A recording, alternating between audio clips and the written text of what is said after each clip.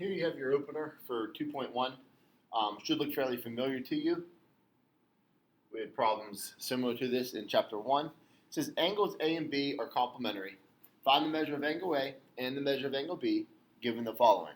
So first off, if they tell us that angle A and angle B are complementary, that tells me that angle A plus angle B has to equal 90 degrees. Right? If angle A is 4x minus 18 plus angle B, which is 6x minus 18, add them together, they have to equal 90 degrees. First step to solve our equation is we have to combine our like terms. 4x and 6x gives me 10x. Whoops.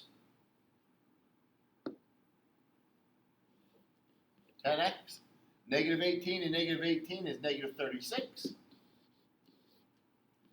Add our 36 over.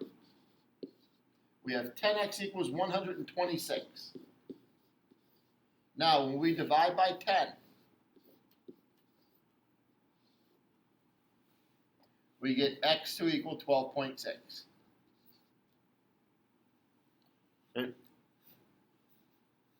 Oops, there's the decimal point. It's in there. Let's get rid of that. X equals 12.6. Now, as we talked about a lot in chapter 1, we do need to be careful and make sure we answer the question. So they want us to find the measurement of angle A and angle B. So angle A is going to be 4 times 12.6 minus 18.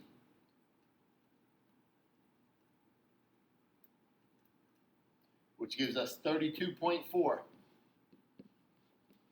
angle A. Angle B is going to be 6 times 12.6 minus 18.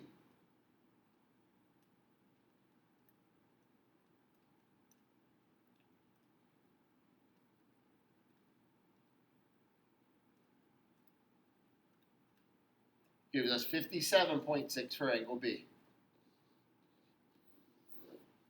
Now, a couple things I wanted to talk about. Make sure your answers make sense. Can you have partial angles? Yes, you can. It's at 32.4 degrees. There's no issue there. Do they add to 90 degrees? Yes, they do. Right? Make sure your answers are making sense. If I ended up with a negative number, for example, I know that that's going to be an issue. Right? If I ended up with an answer of 120 some, well, how can one be 120 if they have to add to 90?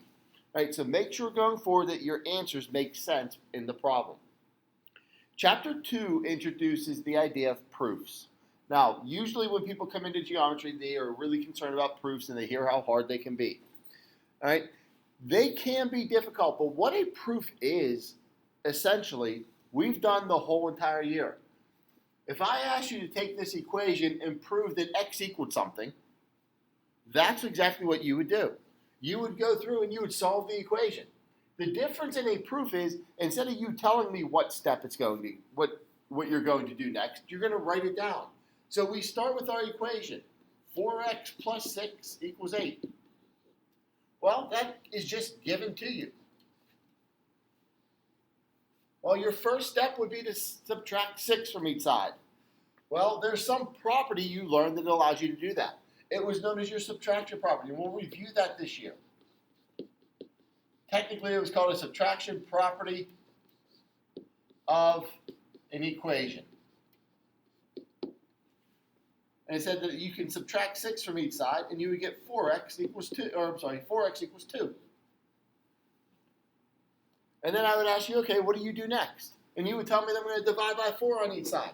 Well, there was a property that allowed us to do that. It was known as your division property of an equation.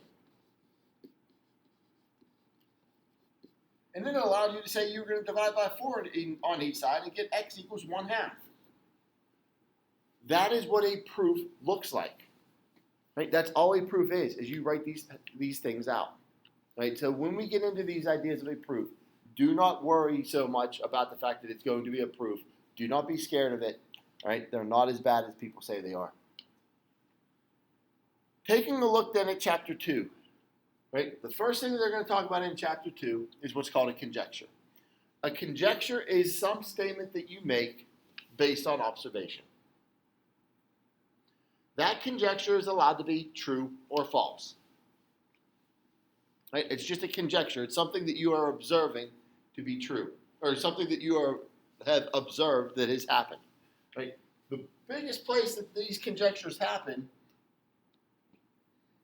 is when we look at a number pattern, for example, 2, 4, 6, 8, and then you're going to make a conjecture on what number I'm going to write next. Now, the conjecture would typically be that you're going to say there was going to be 10. Well, maybe now I change it to 11. Now all of a sudden, instead of adding 2, I want to start adding 3s. And then I can change it again, right? That's just a conjecture. It's making a guess on what's going to happen next. It is an unproven statement. That thought process that you're going through, it is what is known as inductive reasoning. Inductive reasoning is when you find a pattern in specific cases, and then we write a conjecture for the general case.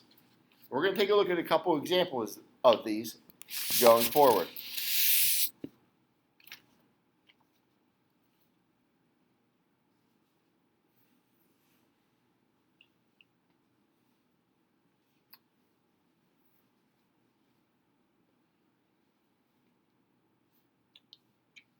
Right? It could be something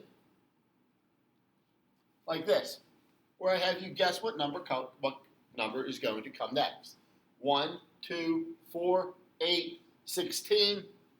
You look at the pattern of what's going on, and you say, okay, I'm going to make a conjecture that 32 would be my next number. Because I see the pattern that we're always multiplying by 2.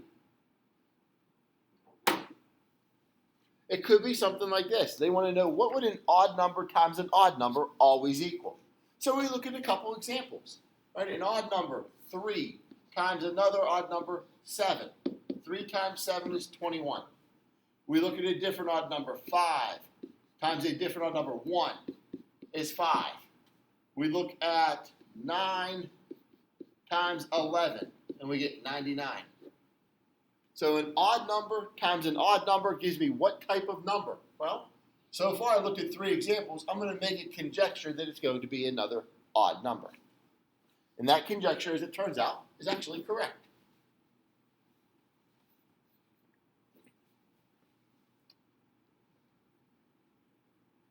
What about an even number times an odd number?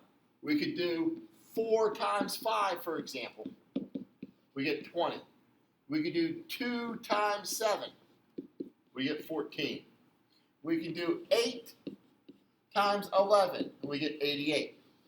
Looking at my 3 numbers, we can say an even times an odd. My conjecture is going to be that it will give me an even number. And as it turns out, that conjecture is correct. We're going to do one more example. I want to know if this statement is true or false. 1 divided by some number is less than or equal to 1. Well, we're going to take some values and plug them in and see what happens. So I could look at 1 divided by 5, for example. 1 divided by 5 is 0.2.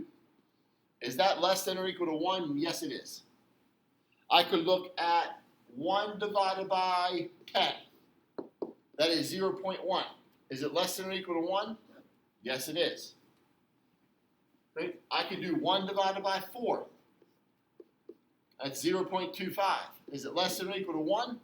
Yes, it is. So right now, my conjecture is that this statement is true. However, there are other numbers to worry about. We cannot always just pick positive whole numbers. We need to pick other types of numbers too, maybe negative numbers. 1 divided by negative 5. Well, that's negative 0.2. Well, that's still less than or equal to 1. There's other types of numbers also, though. What about a fraction? 1 divided by 0.5.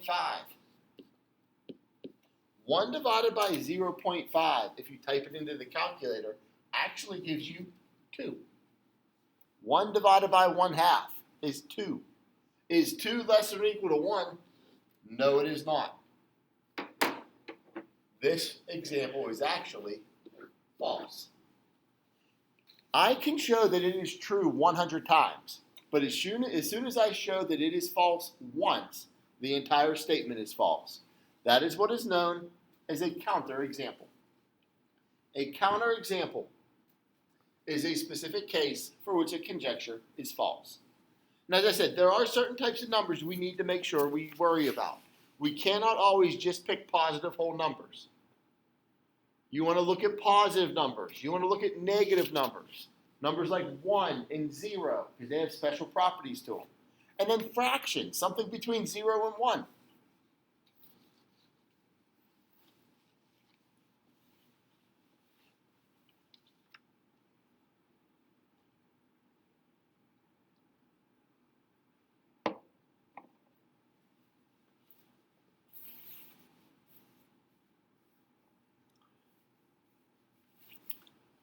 All right, take a look at example 1.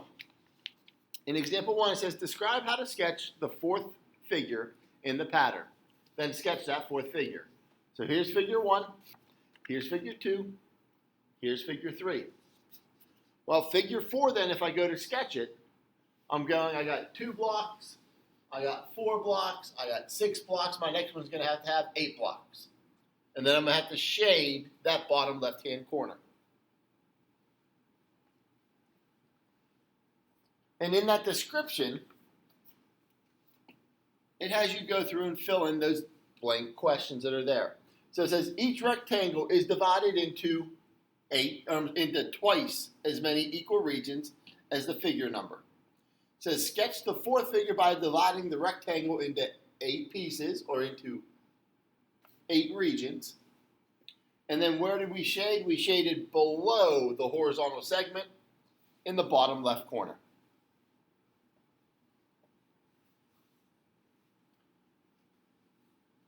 And then your last question for the day says to sketch the fifth figure in that pattern. So one more figure to sketch. It would look like this.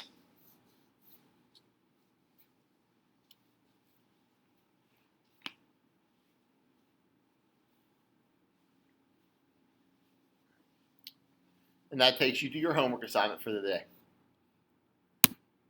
Page 76, numbers 14 to 17, and numbers 22 to 28. All right, have a good day.